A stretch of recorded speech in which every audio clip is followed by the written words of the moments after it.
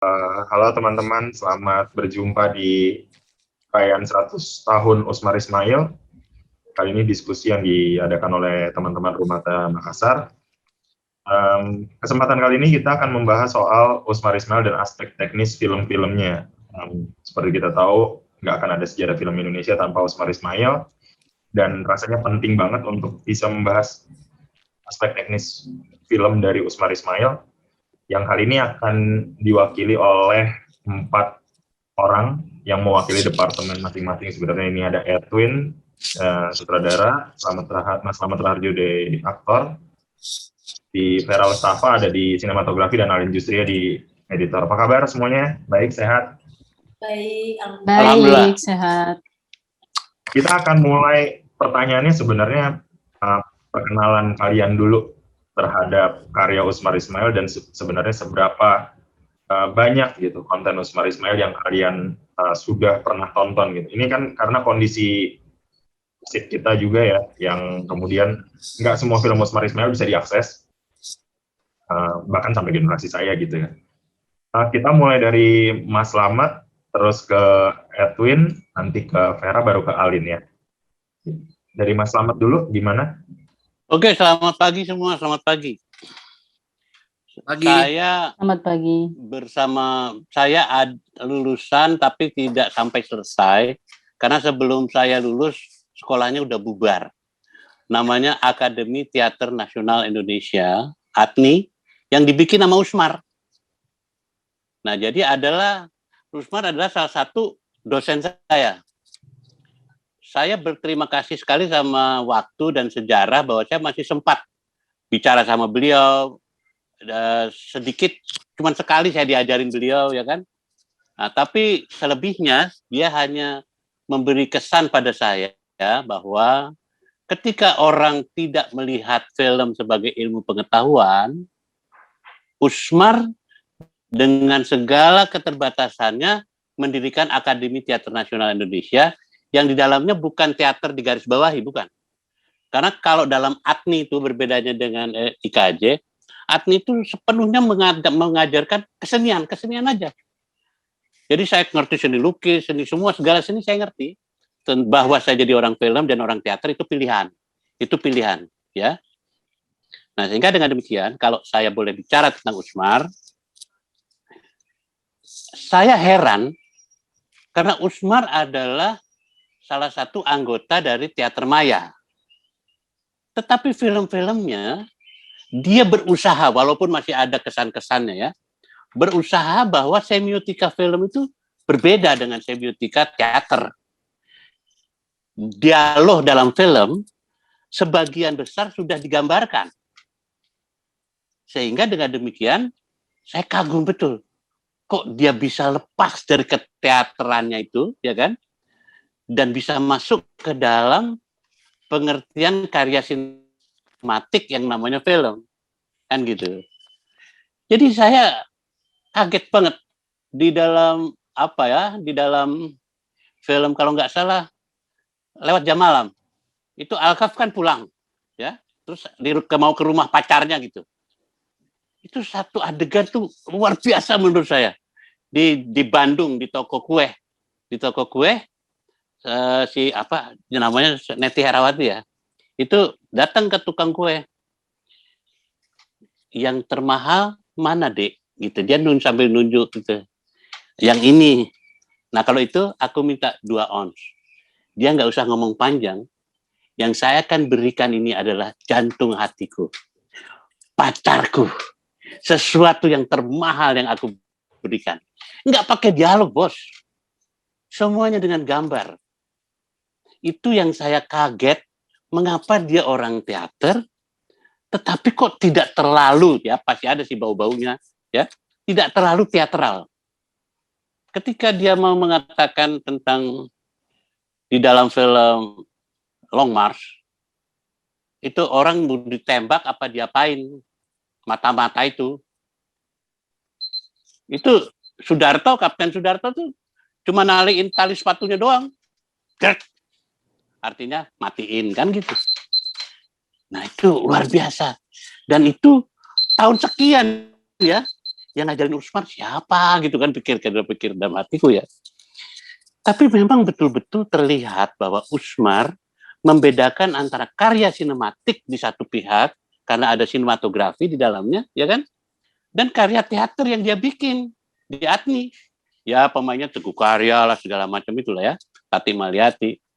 Nah sehingga dengan demikian saya bisa melihat bahwa sebetulnya film yang bagus dari Usmar itu karena dia berhasil mensenyawakan dramaturgi dan sinematografi. Nah, itu yang saya pelajari dari Usmar. Nah, pemain-pemainnya juga itu Arab Satu namanya Pak Alkaf itu mainnya luar biasa, asik bener gitu, ya kan? Nggak kayak di depan kamera Alkaf itu. Nah juga ada Aidi Mawar, ya kan? Aidi Mawar udah deh anak Medan beneran gitu, dengan gayanya yang tanpa dia berpikir ada kamera di depannya. Nah dengan demikian kalau ada satu kalimat teknis yang mengatakan konvensi film adalah kamera, Usmar telah menjalankannya, dan aktor dan aktris-aktrisnya juga bisa kamera among the problem. Nah, jadi bagaimana Aidi Mawar bergaya-gaya, Alkaf dengan segala kerisauan hatinya pulang dari jam malam itu tergambar secara luar biasa, aktingnya luar biasa, dan sehingga kalimat-kalimatnya yang zaman dulu kalau bilang bukan halo ya, kalau nerima telepon tuh merdeka, gitu. Zaman itu begitu, ya kan? Mosi-mosi, tapi ini bagus sekali. Usmar memang seorang sastrawan, terbuktikan. Usmar seorang dramawan, terbuktikan. Usmar seorang mayor angkatan darat, terbuktikan dari film-filmnya. Jadi melihat saya macam itu, saya hormati Usmar dan saya doakan semoga pemerintah memberikan benar-benar pahlawan nasional buat Usmar Ismail. Dari saya itu dulu. Oke, kita ke Edwin ya. Edwin gimana? Perkenalan pertama lo apa berarti sama film Usmar? Dan terus lo seberapa jauh gitu melihat film-film Usmar? Oke, sebagai penonton pertama kali saya nontonnya tentunya diperkenalkan di sekolah di IKJ waktu itu tahun 99. Seperti pada umumnya di pelajaran-pelajaran sejarah film Indonesia waktu itu yang memperkenalkan itu Pak MD Alif yang memang kebetulan teman dari lamanya si Pak Usmar ya gitu ya. Jadi kayak berasa diceritain sama temennya langsung lah gitu ya. Saya nggak pernah ketemu sama Pak Usmar tentu. Ada Pak Khalid juga yang juga Pak Khalid Arifin yang juga sangat sering bekerja bersama Pak Usmar. Jadi membicarakan film dari pertama sebagai penonton dulu gitu, saya nonton Darah dan Doa tentunya, kemudian Tiga Darah, kemudian ada Krisis, Tamu Agung. Tapi yang paling saya ingat itu adalah Lewat Jam Malam memang karena itu setelah jam 2 setelah bisa diputar waktu restorasi, jadi lebih enak lihatnya karena selain itu semuanya itu kebanyakan diputar dalam bentuk VHS dan itu nggak terlalu, kadang-kadang suaranya nggak jelas gitu ya, jadi banyak yang kepotong dan dalam konteks diajarin di sekolah kelas gitu ya, jadi banyak potongan-potongan cuplikan gitu. Itu sih perkenalan saya pertama dengan karya-karya Pak Usmar. Lo bisa ingat nggak ada berapa film yang lo tonton berarti dari Usmar? Itu aja yang saya ingat, Darah dan Doa, Krisis, Tamu Agung, Tiga Darah, Lewat Jam Malam. Tapi yang paling mungkin yang paling saya bisa ingat itu Lewat Jam Malam dalam arti konteksnya kenapa saya jadi tertarik dengan film Indonesia, sejarah film Indonesia pada umumnya gitu, dan sejarah Indonesia pada akhirnya juga sejarah general juga gitu, bagaimana sebelum melihat film-film Usmar itu buat saya perjuangan kemerdekaan itu kayak hitam putih aja gitu ya, yang sangat sering kita terima sebagai kurikulum pendidikan di Indonesia pada umumnya gitu, bahwa ya kita dijajah oleh Belanda tahun 45, tiba-tiba kita secara heroik melawan Belanda itu dan merdeka gitu ya. Sesederhana itu gitu pengetahuan saya terhadap sejarah Indonesia. Tapi begitu kita dihadapkan dengan film-filmnya Usmar yang kemudian mendekatkan saya dengan sejarah kontekstual secara kontekstual, tapi melalui point of view manusia-manusianya, itu yang jadi memudahkan saya untuk memahami betapa kompleksnya sebenarnya apa yang terjadi di tahun-tahun itu, dan itu mengarahkan saya jadi lebih tertarik lagi untuk melihat apa sih gitu pengaruhnya dan apa yang tidak berubah maupun yang sudah berubah dari Indonesia sekarang ini gitu. Nggak cuma filmnya aja, tapi lebih ke Indonesia sebagai bangsa gitu, sebagai masyarakat yang ingin mempelajari Indonesia. Itu saya belajar banyak dari terpicu oleh film-filmnya Usmar ini, khususnya lewat Jam Malam. Kalau Vera? Mungkin aku kenal film-filmnya tidak terlalu banyak ya. Memang karena juga sulit sekali mengakses salah satunya. Tapi justru pertama kali aku nonton itu lewat Jam Malam. Waktu selesai direstorasi dan kita bisa nonton di layar besar gitu. Secara impact ke saya sangat besar karena mungkin juga karena saya bisa menonton lewat layar lebar ya, maksudnya di bioskop yang tadinya kita menonton kalau di kampus memang kita ada perpus yang kita bisa nonton lewat monitor kecil ya, yang memang agak sulit juga kita untuk belajar dari situ gitu. Tapi ketika nonton di bioskop itu lewat Jam Malam, saya merasakan kayak masuk ke lorong waktu, di mana saya berkenalan dengan kayak tokoh-tokoh pahlawan yang tadinya di kepala saya bahwa ini heroik, pasti begini, pasti begitu gitu. Tapi di situ secara personal saya seperti Mas Edwin juga gitu, berkenalan langsung dari sisi manusianya, bukan hanya apa yang diperjuangkan gitu. Tapi bagaimana mereka juga punya problem setelah masa itu selesai.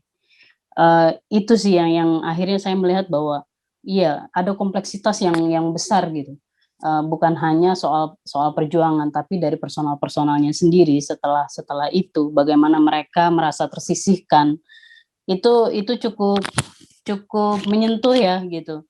Yang tadinya kita cuma melihat pahlawan sebagai sesuatu yang simbolik kayaknya gitu. Itu luntur gitu ketika melihat itu, ketika lewat Jam Malam, ketika nonton Darah dan Doa. Aku melihat secara personal bahwa ada struggling di luar perjuangan gitu dari personal ini. Itu menarik sekali sih gitu, dan bahasa visual yang saya lihat juga berkembang ya gitu dari tahun ke tahun, dari tahun ke tahun yang dia bahasakan gitu. Kayak misalnya di Darah dan Doa dia menyimpan big close up untuk sesuatu yang sangat penting gitu. Tapi itu berjalan berbeda tahun, berbeda era, movement kamera pun berubah, lighting pun berubah. Aku melihat maksudnya ada perjalanannya dia secara teknikal juga yang menarik dari Pak Usmar Ismail ya. Itu yang aku pelajarin. Tapi ingat nggak, misalnya, lewat Jam Malam kan memang salah satu film yang kemudian direstorasi dan sempat ditayangin publik di layar besar kan. Tapi pas dari masa kampus gitu, berapa film Usmar sih yang tonton kan? Yang ketonton pada saat itu sih Darah dan Doa dan Tiga Darah ya. Justru aku baru nonton lewat Jam Malam pada saat udah keluar gitu, ketika dia direstorasi. Sebelumnya aku nggak punya akses untuk melihat itu. Sip. Sekarang beralih ke Alin. Nah, Lin gimana, Lin? Iya, aku juga berkenalan dengan film-film Usmar Ismail tentunya diawali ketika masih kuliah ya di IKJ. Sama seperti Edwin gitu, kita beda 2 tahun, jadi aku masih sempat ketemu Pak almarhum Pak Sumarjono, Pak Khalid masih ketemu, cuman 2 itu sih yang aku ketemu dan kebetulan ngajar gitu. Sama Pak Sumarjono cuman sebentar. Dan film-film yang pertama dikenalkan, film Usmar Ismail yang dikenalkan ke kita tentunya Darah dan Doa, Tamu Agung, yang aku ingat itu sih Lewat Jam Malam. Aku baru-baru aja malah sempat nonton duluan Tiga Darah yang aku tonton gitu. Dan aku merasa film-film karya Usmar Ismail itu sederhana ya, sederhana, efektif gitu, dan semuanya itu berfungsi dengan baik. Pergerakan kamera, sinematografi, editing semua sangat efisien dan berfungsi dengan baik. Dan aku setuju bahwa pemain-pemain pada saat itu seperti Om Slamet bilang, aktingnya luar biasa. Kemarin aku sempat nonton lagi Lewat Jam Malam dan masih terpukau dengan filmnya, dengan akting para pemainnya yang gila ini natural banget gitu, nggak ada yang didramatisir. Jadi akhirnya tuh kayak membandingkan dengan aktor zaman sekarang gitu, bagaimana mereka membawakan dialog, mereka berhadapan di depan kamera, dan pada saat itu mereka serileks itu gitu, natural banget dan enak banget dilihat gitu. Begitu juga editingnya Pak Sumarjono pada saat itu jahil banget. Aku bisa bilang Pak Sumarjono salah satu editor jahil dan punya sense of humor yang tinggi gitu. Dan film Usmar Ismail buat aku jadi melihat gitu bahwa ternyata bikin film nggak serumit itu ya gitu. Dengan ini ide yang besar, dengan cerita yang besar, tapi dia bisa menyederhanakan, bisa mengambil sisi lain dari hal yang besar itu. Dan sebagai pembuat film, melihat film di masa itu, gila gak ribet loh, ternyata bikin film gak serumit itu gitu. Dan dengan hal yang sederhana tapi justru bisa membekas buat penontonnya. Itu sih yang menarik. Oke, mungkin aku akan sekarang fokus ke departemen yang kalian menjalani profesi harian gitu ya saat ini gitu. Alin tadi kan udah disebut di awal, Alin ada editor, Vera sinematografi, Edwin dan Mas Slamet di seni peran. Memang agak kurang adil ketika misalnya kita mungkin bisa mau rangkum Usmar Ismail tuh karya-karyanya gitu ya, seperti apa gitu dalam masing-masing bidang ini. Tapi dengan pengalaman kalian menonton dan pengetahuan kalian, mungkin kalian bisa memberikan deskripsi gitu, bagaimana kemudian di masing-masing profesi ini karya-karya Usmar tuh seperti apa sih? Misalnya tadi dari Alin mungkin ini kita balik ya, berarti dari Alin ke Vera, ke Edwin, dan baru ke Mas Slamet. Mungkin dari editing tuh seperti apa sih film-film Usmar yang Alin udah pernah tonton gitu ya? Tadi kan sempat disinggung misalnya ada muncul editing yang jahil gitu. Seperti apa sih editing yang jahil di film Usmar yang lo temuin gitu? Monggo ya. Aku agak nyontek noteku sendiri ya, karena kemarin sempat membuat catatan takut lupa gitu. Iya. Pertama mungkin yang bikin aku kagum adalah film Tiga Darah. Bahwa bagaimana film Tiga Darah dengan cerita yang semenarik itu, tapi dibuat itu kayak nggak lekang dimakan waktu gitu. Sampai hari ini pun tuh kita masih relate sama ceritanya. Dan kita ngelihat kayak, wow, film zaman dulu tuh lebih kaya loh gitu. Lebih kaya baik penceritaannya, fashion, terus berani gitu, lebih berani gitu. Dan itu menarik banget di film Tiga Darah itu. Pak Sumarjono sangat efektif melakukan editingnya gitu, nggak ada adegan yang dipanjang-panjangin, semuanya pas, antara porsi drama dan musikalnya itu pas gitu porsinya. Terus jadi akhirnya buat kita yang nonton tuh terasa utuh dan bisa ngikutin gitu. Nah, terus pas kemarin aku nonton lagi Lewat Jam Malam, itu sangat agak kaget sih bahwa ternyata di masa itu Pak Soemarjono udah melakukan montage, ada scene montage. Itu di adegan ketika si Iskandar baru masuk ke kerja gitu kan, untuk menggambarkan suasana, untuk perjalanan waktu, itu ada scene montage. Dan pada saat itu mungkin aku nggak ngerti ya, aku kurang banyak menonton film-film di masa itu, dan buat aku itu hal yang cukup modern menurutku gitu. Dan kenapa aku bilang Pak Soemarjono jahil gitu, dia berhasil merespon apa yang diberikan oleh Usmar Ismail dengan cuttingnya, dengan ilmu editingnya yang bisa menimbulkan impact buat penontonnya, yang seharusnya mungkin bisa diarahkan ke drama yang malah jadi agak sedikit menggelitik, jadinya lucu. Misalnya kayak si Dahlia tuh, pemerannya namanya Dahlia, yang jadi perempuan nakal kalau aku nggak salah, itu dia lagi ceritain tentang di tengah-tengah situasi drama yang dia menceritakan mimpinya punya keluarga ini dan pengen punya suami yang baik, dia nengok ke si ini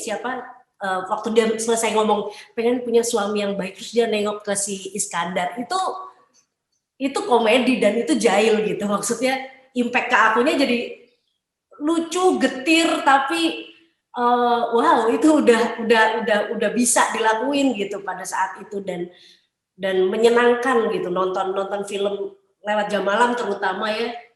Ini kayak sebenarnya kalau zaman sekarang mungkin kayak romantic komedi aja gitu, yang ringan, nggak diberat-beratin gitu. Asik banget. Kalau misalnya kita ambil contoh yang sempat nonton gitu ya kan, Jam Malam dan Tiga Darah itu kan bentuk yang berbeda lagi gitu ya. Satu sama lain tuh bertolak belakang lah ibaratnya kalau kita bisa lihat. Kalau dari editing sendiri, apa yang lo temuin dari dua film itu? Maksudnya prosesnya kemudian jadi sangat berbedakah? Atau sebenarnya kalau dilihat dari editing sebenarnya sama aja, tapi ada beberapa penyesuaian atau gimana? Kalau ngomongin dibandingin sama editing zaman sekarang, mungkin sebenarnya cara menyikapinya mungkin sama aja gitu. Bahwa yang membuat aku kagum adalah bahwa pemikiran editornya, yang ya kalau ngomongin sekarang, aku udah punya referensi kita dapat akses nonton film banyak banget dari luar, mau film Eropa, film Amerika tuh itu menjadi referensi kita sebagai editor gitu, melihat editing bagaimana. Tapi pada saat itu yang bikin aku kagum adalah pada saat itu pasti akses untuk mendapatkan referensi tidak sebanyak sekarang gitu, tapi bahwa ada metode-metode atau bentuk-bentuk editing yang sama seperti hari ini, itu yang membuat aku luar biasa gitu. Dan walaupun beda genre ya, Tiga Darah yang lebih komersil dan Lewat Jam Malam yang menurut Usmar Ismail adalah lebih personal gitu, itu tetap aja secara masaknya sepertinya punya keasikan yang sama gitu. Dua-duanya sangat efektif di editing gitu. Nggak ada tuh yang dipanjang-panjangin untuk memberikan dramatisasi lebih, itu tidak ada. Semuanya pas banget gitu. Oke. Ke Vera, gimana Vera? Lo melihat sinematografi film Usmar? Kalau yang gue lihat dari aku lihat dari tiga film yang aku udah tonton ya, dengan berbeda era itu, aku ngelihat bahwa ada perjalanan di sinematografi juga gitu, baik dari pergerakan, dari kamera movement ataupun lighting. Karena aku melihat bahwa di Darah dan Doa, aku merasa bahwa belum menempatkan lighting sebagai salah satu tools untuk membangun mood. Tapi di Jam Malam sudah terlihat, udah mulai terasa gitu. Ketika dia berlari, meskipun aku lihat bahwa itu kita terasa sekali bahwa dia itu bukan malam hari shootnya gitu, tapi sudah membangun moodnya gitu. Dengan shadow apa segala macam gitu, yang aku nggak rasain ketika di Darah dan Doa. Namun di Lewat Jam Malam yang aku rasa secara teknikal gitu, lightingnya ya, masih terlihat begitu banyak shadow yang kelihatan apa segala macam gitu. Tapi di Darah dan Doa udah sangat rapi, dengan menempatkan sudut lampu yang berbeda apa segala macam, dan aku ngerasa bahwa itu sebuah perjalanan gitu, di mana memberikan porsi lebih juga pada lighting, bukan hanya sekedar untuk misalnya exposure atau apa ya gitu, tapi menempatkan lighting juga sebagai bahasa visualnya, dan juga gerakan-gerakan kamera pun itu berbeda gitu dari 3 film itu, dari 3 era film itu gitu. Dan aku ngerasa bahwa karena maksudnya gini, dari tahun ke tahunnya nggak terlalu jauh sebetulnya gitu. Tapi ketika menonton Tiga Darah rasanya modern sekali gitu. Rasanya kayak sekarang. Aku ngerasa relate sekali gitu. Bukan hanya dari cerita ya, secara bahasa visual, secara lighting, semuanya terasa hari ini. Itu yang bikin aku ngerasa wow gitu, maksudnya ini berapa tahun yang lalu yang aku tonton gitu. Tapi apa ya, aku merasa bahwa percepatannya berarti ini ya, maksudnya perkembangan di filmnya itu sangat cepat gitu di tahun itu, karena eranya nggak terlalu jauh dari Darah dan Doa sampai ke Tiga Darah, which is aku merasa bahwa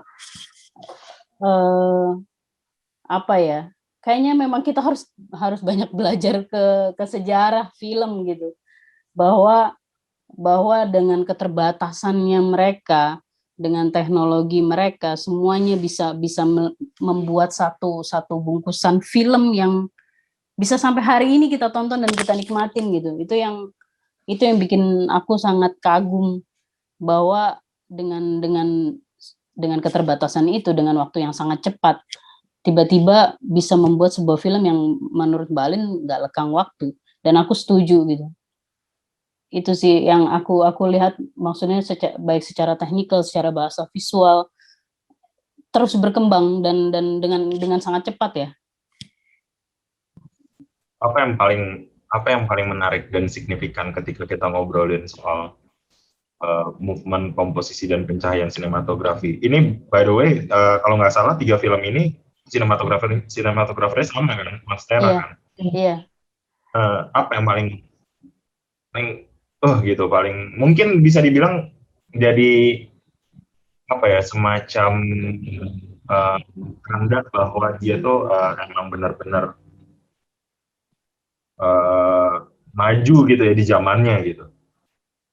Yang paling cukup berkesan buat aku di Lawat Jam Malam ya, secara treatment visual gitu, di mana dia udah mulai membedakan setiap moodnya, di pesta berbeda, ketika maksudnya secara editing di paralel ya, ada yang pesta, ada yang lagi lari gitu, itu terasa sekali perbedaannya gitu, dan aku ngerasa bahwa yang tadinya di Darah dan Doa aku nggak dapetin itu gitu, baik perang atau apa segala macem, bahwa itu udah mulai muncul gitu, bahwa mulai memberi impresi ke aku sebagai penontonnya gitu. Yang paling ya mungkin juga karena Lewat Jam Malam aku nontonnya langsung di layar besar ya, jadi impact-nya buat aku cukup besar juga gitu. Dan secara pergerakan kamera dia udah mulai merubah perspektif ruang di Lewat Jam Malam gitu. Itu menarik juga gitu, ketika dia bermain blocking, kamera juga mulai ikut bergerak gitu. Itu maksudnya itu aku nggak tahu toolsnya kayak gimana dulu ya gitu. Biarpun aku rasa agak, maksudnya sedikit kasar gitu pergerakannya, tapi buat aku mengagumkan, udah mulai ada pergerakan itu gitu di saat itu gitu, ketika director juga membuat blocking, kamera juga ikut merubah perspektif gitu, jadi kita kayak hadir di situ jadinya gitu, bahwa kita juga mampu ikut melihat suasananya, environment-nya, dan peristiwa apa di luar frame-nya gitu. Buat aku itu sih. Juga nanti teman-teman kalau punya waktu juga bisa. Usmar kan agak sering, ya paling nggak di 3 film itu ada adegan keramaian ya. Paling sering itu, yang paling sering muncul. Nah itu bisa dilihat mungkin perkembangannya dari situ juga. Edwin nge-like. Edwin? Gimana Win? Kalau directing gimana? Mike.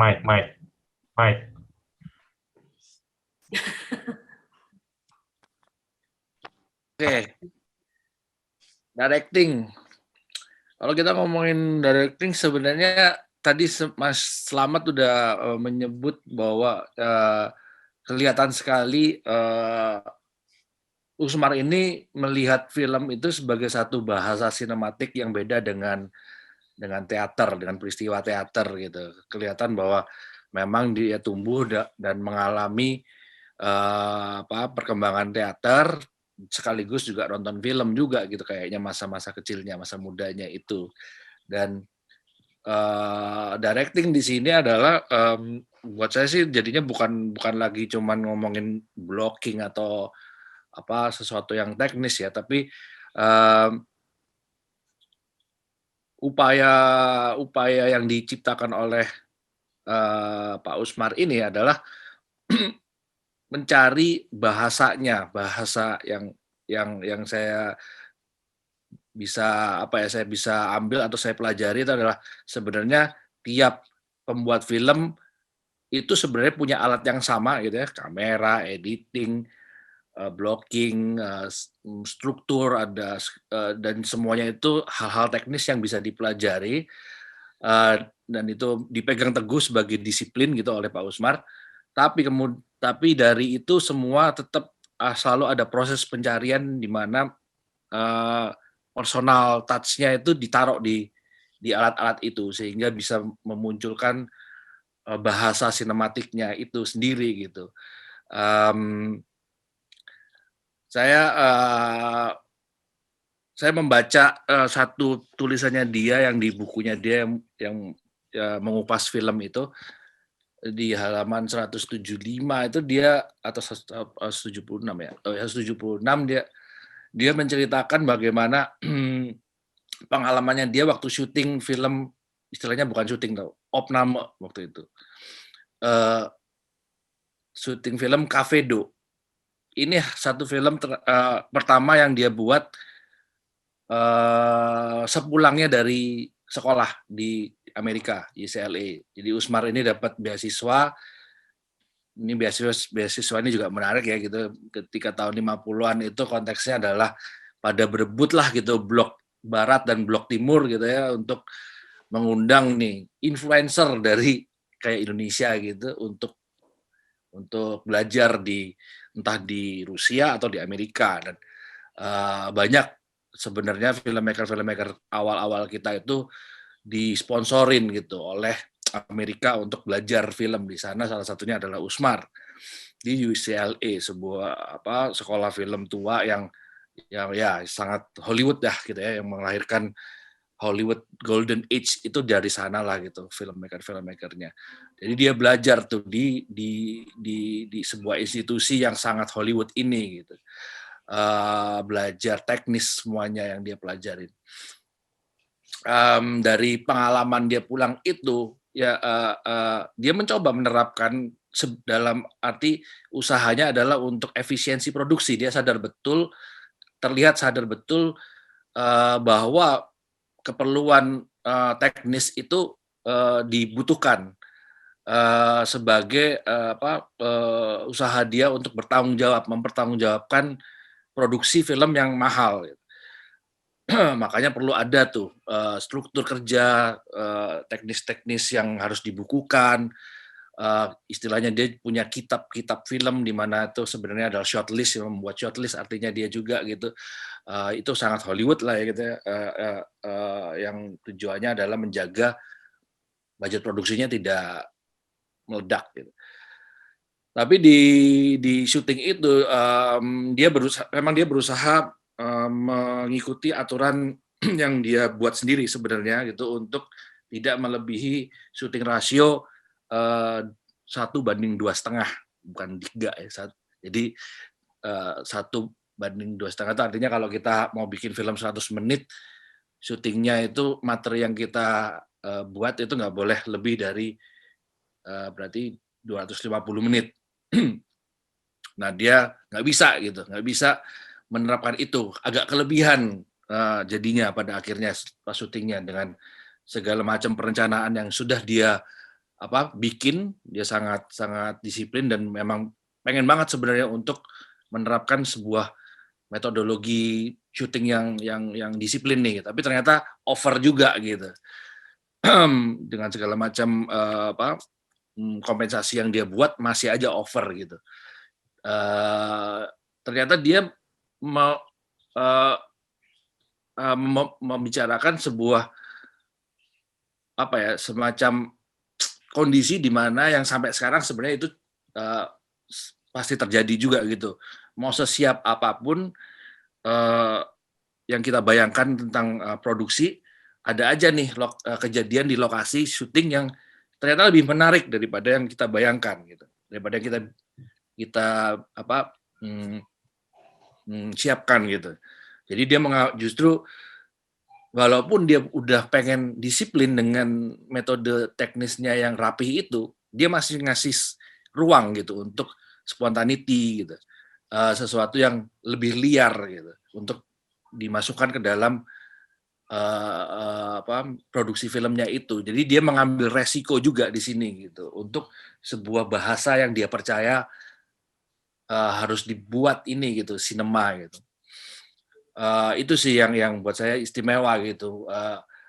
Untuk orang yang sama sekali mungkin belajar di institusi se-established UCLA tahun 50-an yang sangat mengagung-agungkan cara teknis produksi Hollywood gitu, dia masih bisa dan tidak maksudnya dia sangat ya melihat itu sebagai alat aja gitu, bukan sebagai sesuatu yang baku gitu. Kalau emang harus dilanggar sebagai konsekuensinya, dia dia harus terima aja gitu. Mungkin akan jadi sedikit merugi gitu ya, tapi yang dia kejar adalah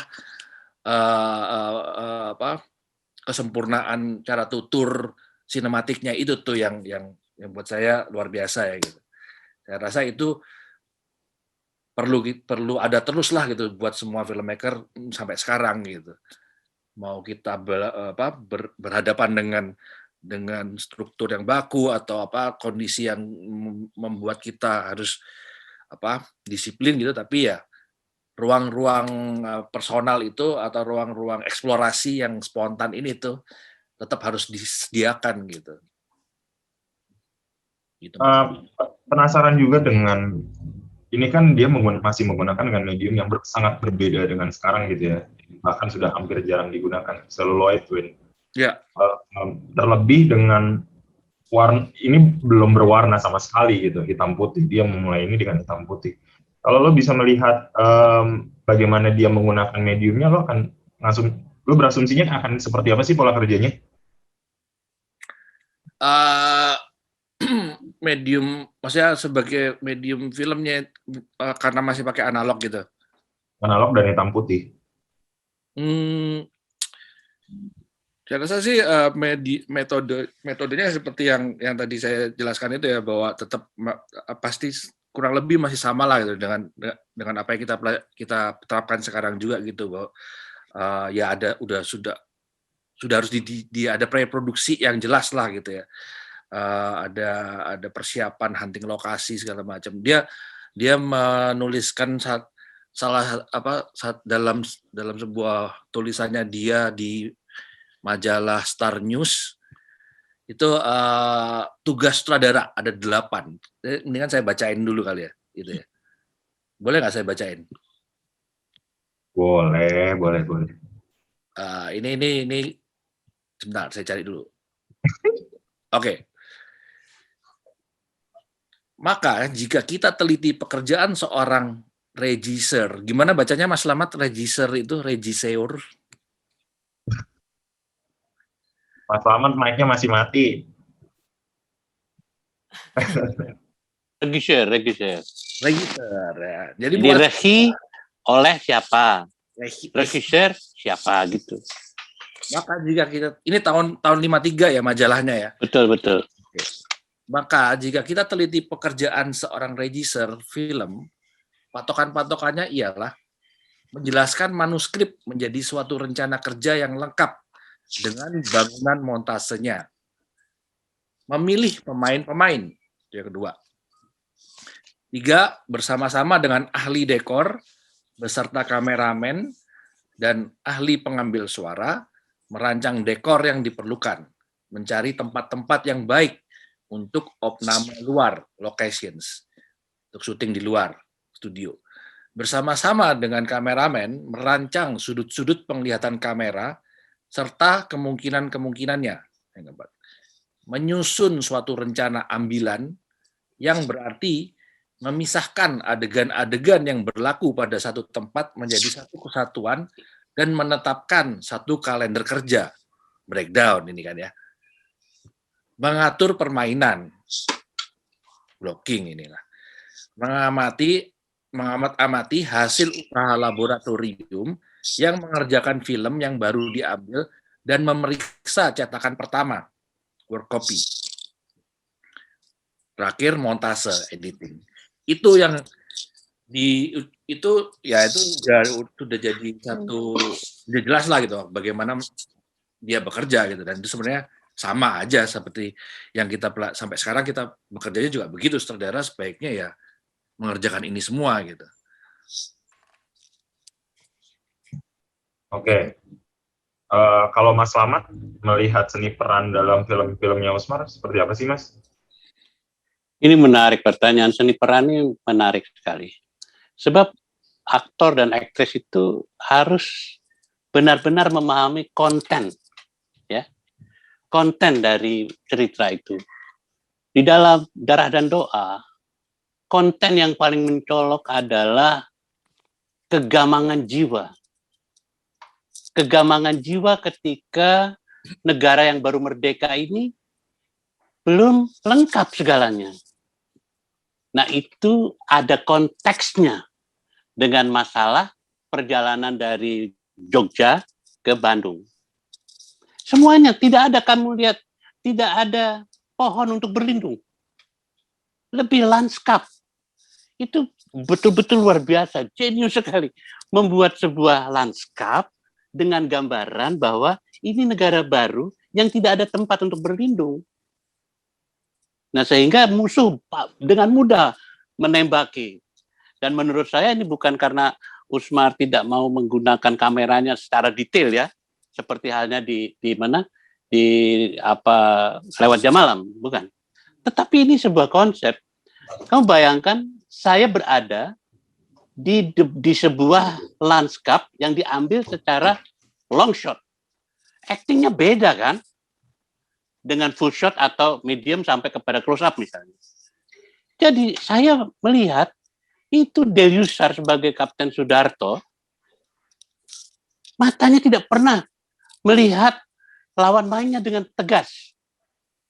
Karena dialah si Hamlet itu, dialah si bimbang itu. Dia selalu tinggalkan dan meninggalkan orang yang dia sayangi. Luar biasa tafsir dari konten, konteks, dan impact. Nah, itu yang diperlukan oleh pemain, Mas. Pak Usmar, apa ini? Gamang. Wah, itu gampang. Karena kita udah tahu. Secara mendasar, gamang.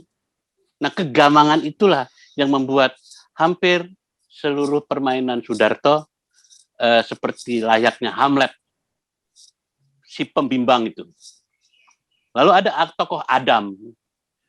Tokoh Adam rambutnya aja pakai pomade loh, Mas. Adam itu. Rapi. Kamu tidak boleh begitu, Sudarto. Itu mudah memainkannya. Karena apa? Jelas konsep penyutradaraannya. Konsep penyutradaraannya sangat jelas. Lalu Adi Mowar dengan baju yang tidak pernah dikancing, dengan kemeja potongan begini, dengan gaya anak Medan, saya lihat luar biasa Usmar ini. Tetapi saya tidak kaget. Karena apa? Beliau sastrawan. Beliau tahu betul apa arti kata kalimat untuk dialog, kalimat untuk ya notasi. Notasi itu kan keterangan. Tetapi dialog beda. Nah, jadi ketika dia bicara tentang aku jatuh cinta pada Widya, dia nggak ngomong loh. Dia nggak pernah ngomong. Aku jatuh cinta pada Widya tidak pernah ngomong. Tetapi ketika blockingnya Usmar menempatkan pensejajaran, tidak pernah diagonal antara Sudarto dan Widya, itu buat aktor gampang maininnya, bos. Karena jelas konsepnya. Lalu juga ketika Sudarto mau dibunuh pada akhir cerita, bayangkan si pembunuh itu bersembunyi di balik bayangan hitam. Itu akalnya dari mana kan gitu. Tapi ketika saya menonton Bicycle Thief dari Vittorio Da Sica, ini gila Usmar ini. Dia sudah sama nilainya, ya kan? Sama nilainya. Sehingga dengan demikian saya melihat aktor dan aktris itu sebetulnya adalah sendok dan garpu di sebuah piring makanan yang jelas resepnya, yang jelas konseptual dengan yang makan, yang jelas impact-nya. Habis makan gado-gado tuh mencret apa enggak kan? Nah, jadi melihat yang semacam ini saya kira yang terluar biasa saya pernah mengalami. Generasi saya tidak pernah punya monitor, Mas. Tidak ada monitor. Itu bagaimana mengontrolnya. Kasihan art director kita zaman dulu. Sebelum Raskopi datang dari luar negeri, dekor nggak boleh dirombak. Siapa tahu hasilnya jelek. Maka kita bisa ulang kembali. Jadi sebetulnya fasilitas itu kadang-kadang membunuh. Malah dalam pembicaraan antara Francis Ford Coppola dengan aktris satu itu, siapa lupa namanya, itu mengatakan, where are you Francis? I want you to be here, di depan saya. Kamu sutradara, sentuh jiwa saya, sentuh apa semangat saya. Ya kamu di mana Francis? Francis Ford Coppola menyatakan, saya duduk di samping Tuhan, di belakang monitor, bos. Lalu dia bilang, better I go home. Kata aktris itu. Kenapa? Sekarang ini banyak sekali sutradara yang menjadi monitor banis. Dia berkiri, kanan, tolong itu. Wah, saya bilang, oh my God, ini sama sekali tidak etis. Ini kita bicara tentang manusia. Itu yang ada dalam dramaturgi. Kalau bicara sinematik, ya silahkan lah, karena ini teknologi kan. Tetapi kalau udah bicara dramaturgi, itu sangat tidak etis. Monitor banis itu sangat buruk hasilnya karena kemajuan teknologi yang memanjakan. Kan teknologi dimajukan bukan untuk mempermudah atau menggampangkan. Teknologi maju itu hanya untuk memberikan lebih praktis.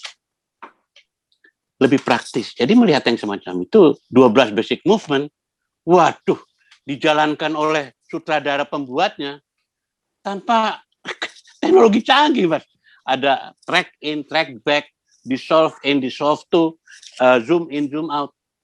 Pemainnya juga tahu. Ketika saya di zoom out, artinya saya mendekati penonton. Ketika saya di track in, artinya saya mendekati penonton. Itu pemainnya juga tahu. Dan kami biasanya dulu saya, kebetulan generasi saya adalah generasi di mana pemain film itu adalah pemain teater, ya kan? Nah, jadi persoalan bagi saya buat orang teater itu biasa. Kamu mendatangi dan kamu didatangi itu beda. Nah, jadi persoalannya hari ini saya lihat, karena sutradara hari ini terlalu banyak di belakang monitor, kami merasa not feel at home. Not feel at home as family. Big family yang namanya kolaborasi film ini. Kami merasa, who are there? Kok mereka kayak nabi aja, menyuruh kita ke kiri, ke kanan, ya kan? Tidak ada sentuhan emosional sama sekali. Nah, sehingga dengan demikian, setelah aku selidiki, ternyata sutradara itu memang nggak ngerti teknik acting. Ya udah, daripada saya berkelahi, ya kan, untuk apa? Tetapi di dalam hal ini saya rasa Usmar menempatkan Darto tidak pernah melihat langsung, menyuruh Adam untuk selalu menatap langsung kepada lawan mainnya. Anak perawan cantik bernama Widya hanya melihat kancing bajunya Sudarto, tidak pernah melihat matanya Sudarto. Bukan karena budaya saat itu, bukan ya. Ini arahan ini. Arahan. Jadi kalau memang saat itu kita tidak sopan lah melihat mata lelaki langsung kan tidak sopan. Tapi itu kalau nggak disuruh, orang lupa dong. Ya kan? Nah sehingga dengan demikian saya lihat pemain itu adalah sendok garpunya sutradara. Dia mau makan di bungkus pakai kertas atau di atas piring atau di atas ompreng. Beda, Mas. Nah, jadi saya mohon kepada sutradara-sutradara itu, tolonglah, fasilitas ini bukan untuk memanjakan kalian. Fasilitas teknologi itu justru mempermudah kita untuk membuat yang lebih baik dari kemarin. Kan begitu. Nah, jadi persoalannya, kalau tadi Alin mengatakan bahwa ada montas segala macam, manusia itu secara universal dari dulu sama, bos. Manusia itu nggak berubah. Manusia tidak berubah, yang berubah itu budayanya. Kebudayaan yang bergulir terus. Ya kan? Dan yang tertinggal jadi sejarah. Tetapi sejarah pun secara universal dia tetap manusia kan? Nah, jadi melihat yang semacam itu, Citra Dewi berkebaya dalam Tiga Darah, Mika Wijaya kayak anak Indo, Indriati Iskak kayak anak milenial sekarang. Kan begitu? Bayangkan Mas, konsisten dari mula sampai habis. Jadi ketika siapa namanya, oh si gadis itu yang duduk di depan pintu, staccato loh Mas, staccato lihat.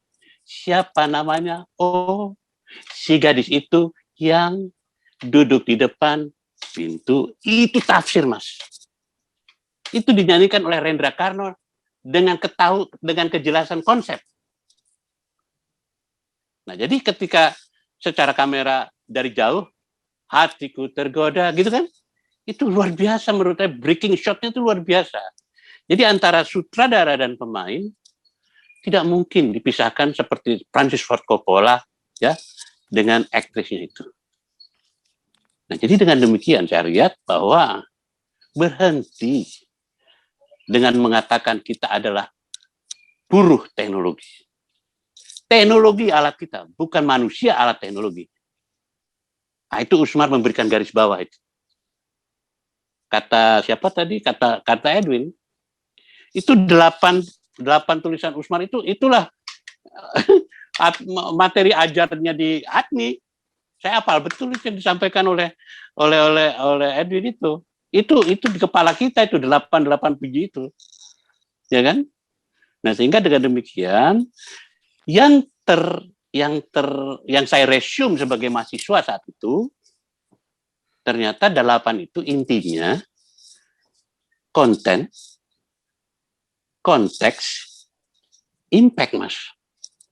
Bahwa ada manajemen di balik itu namanya kan bahwa asisten sutradara itu bukan jenjang, asisten sutradara itu profesi. Dia tuh letnan yang melayani kapten. Gitu. Nah, sehingga dengan demikian saya rasa MD Alif sebagai manajer produksi ya. Lalu Khalid Arifin, Anda mesti lihat yang namanya anak perawan di sarang penyamun Mas. Itu gila. Itu pasti Alin akan tercengang dan Vera juga akan tercengang melihat adegan yang dibikin oleh Usmar. Gila betul. Gila betul. Nah, jadi menurut saya dalam hal ini saya kadang-kadang sedih kalau lagi syuting sekarang. Where is my director? What he is doing? Aku nggak tahu kadang-kadang. Konsepmu apa? Kan judul filmmu ini. Konsepnya apa? What must I do? Ya kan? Saya bisa punya tafsir, tapi kalau tabrakan tafsir kamu kan nanti nggak enak. Ya kan? Nah, hal itulah yang menurut saya bukan kembali ke Usmar sih buat apa? Ya kan? Atau juga ada yang lebih bagus juga hari ini juga. Parasit telah membuktikan konsep Usmar masih dipakai di Parasit. Ya kan? Nah, jadi persoalan bagi saya, manusia itu sama. Bagaimana point of view kita memandang, itu masalahnya. Milenial beda, baby boomer beda, generasi Z beda, ya kan? Nah, makanya saya kadang-kadang kalau lagi banyak tuntutan itu anak-anak sekarang mengatakan itu si tua cerewet itu ikut main nggak? Kalau si tua cerewet itu ikut main, gua enggak gitu. Karena apa? Saya menuntut banyak seperti halnya tadi yang Usmar bilang tadi, bukan menuntut, harusnya begitu. Bagaimana mungkin bisa naruh kloset di atas orang di dalam dapur, di dalam parasit? Itu kloset loh. Di belakang mereka bicara itu, ada orang kencing lagi di jendela. Oh, itu fantastik dan itu pantas memenangkan Oscar. Ya. Nah, jadi dengan demikian saya rasa pemainnya gimana coba? Di belakang lo ada kloset ya, ayo coba. Awas lo, kalau kemarin sedikit ada gantungan baju nih. Bentar lagi lo ngomong begini, bentar lagi ada orang kencing tuh. Itu pemain yang bermain. Itu lahannya pemain. Dari mana pemain bisa memainkan? Karena dia merupakan sendok dan garpu dengan makanan yang dia tahu dan bagaimana konteksnya dan bagaimana impact-nya. Nah, saya mohon sutradara-sutradara sekarang juga bukan berarti harus berhenti pada kemajuan teknologi.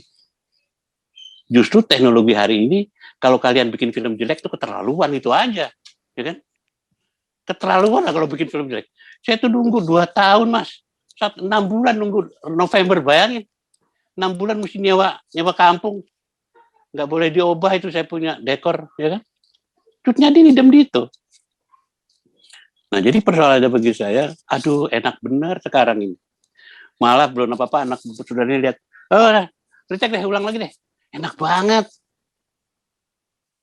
Tapi karena kita bermain piano dan bukan bermain organ, salah mejek touch, salah tuh lagu. Betul-betul diperhitungkan, betul-betul tertata, terukur, terstruktur, dan terpadu. Itulah Usmar. Itu yang membuat aktris-aktrisnya mudah memainkan peranannya. Itu, Mas. Oke, aku mau nanya, ini mungkin pertanyaan terakhir ya. Kita kan tahu ya Usmar itu udah jadi penggagas, peletak, dia pembuka jalan gitu ya untuk generasi baru yang para pembuat film Indonesia yang dengan gagasan artistik yang lebih besar, bahkan setara atau ya setara atau lebih besar lah ya, bahkan lebih besar, jauh lebih besar daripada dirinya sendiri sampai hari ini gitu. Dia yang membuka jalannya gitu. Kita tahulah Hari Film Nasional, syuting film pertama, Usmar Ismail, kemudian dia juga belajar tadi Edwin udah disebut di Amerika. Mas Slamet juga sudah menyebutkan bahwa memang dia berangkat dari sastra, kemudian ke teater, kemudian ke film.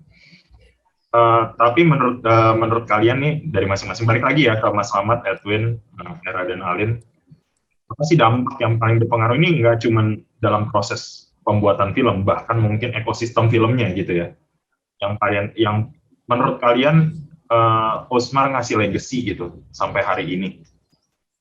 Oke. Kalau menurut saya simple aja.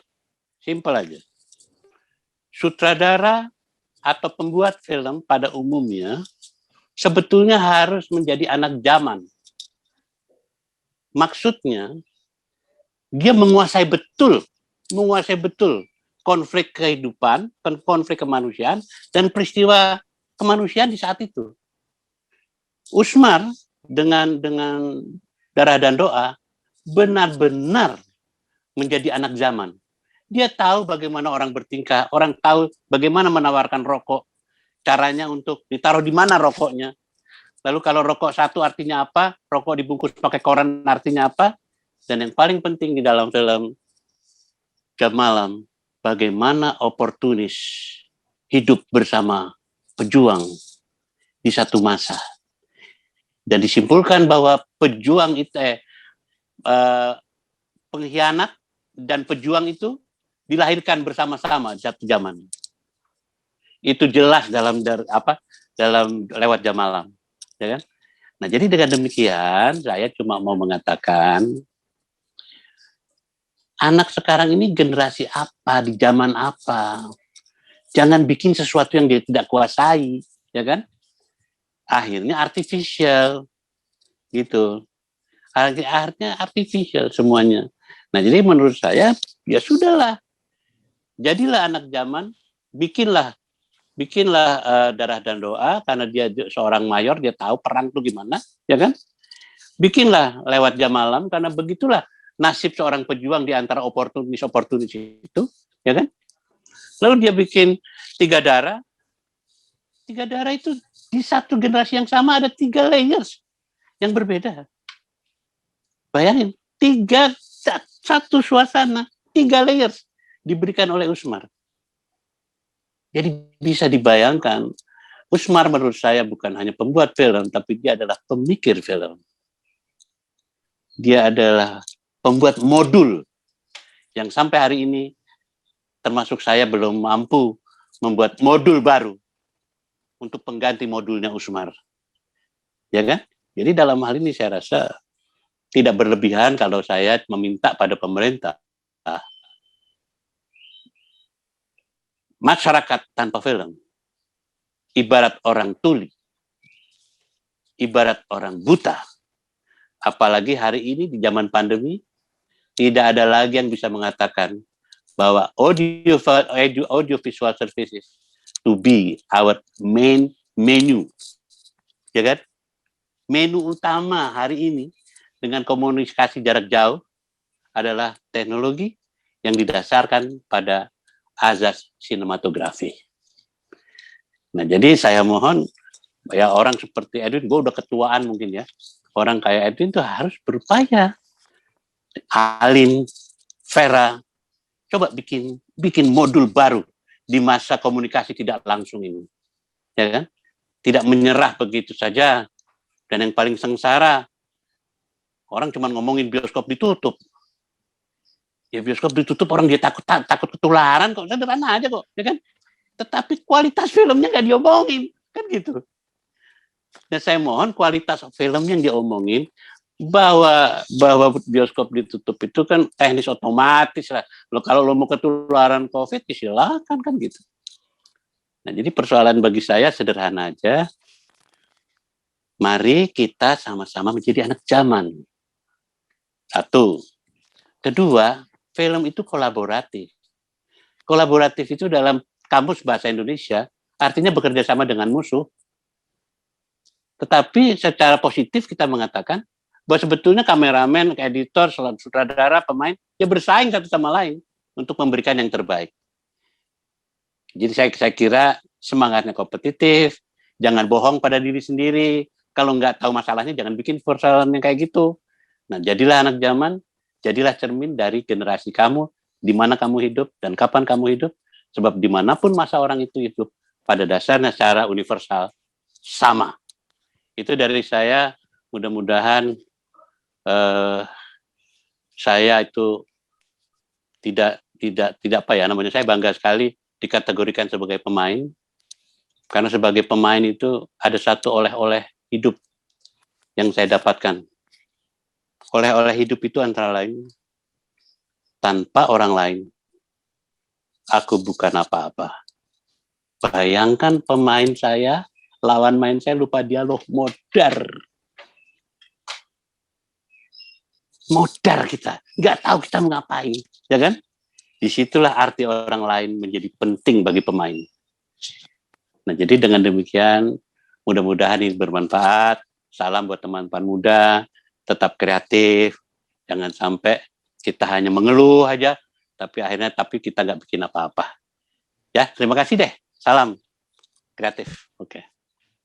Jangan kemana-mana dulu Mas, masih ada 3 Apa? yang. Jangan kemana-mana dulu, masih ada 3 yang lain nih yang belum ngomong. Oh, ya oke deh. Kita mendengarkan yang. Oh iya, gua nggak live kok. Aku nggak live. Aku dengar aja. Itu gimana, Wei? Itu tadi enak tuh kalau buat Mas Slamet harus ada kayak gitu aja, ntar bisa diedit namanya juga, ya kan, mau ditaruh di belakang itu boleh juga kan. Iya. Gitu. Oke, tapi tadi pelajaran lah ya dari apa Mbak Usmar ini lah. Ya ada apa? Saya perlu lagi lah untuk melihat terus film-film di era itu, salah satunya ya tentunya film-filmnya Pak Usmar. dan membaca literatur di zaman itu. Konteksnya itu penting sekali sih sebenarnya gitu. Dan itu gara-garanya adalah undangan-undangan yang muncul dari ujaran-ujaran sinematik yang lahir dari film-filmnya Usmar itu tadi gitu. Sebenarnya kalau saya boleh berharap gitu, film Indonesia atau film ya minimal film saya lah gitu ya, yang saya buat atau yang saya suka gitu adalah film-film yang bisa yang lahir karena sebuah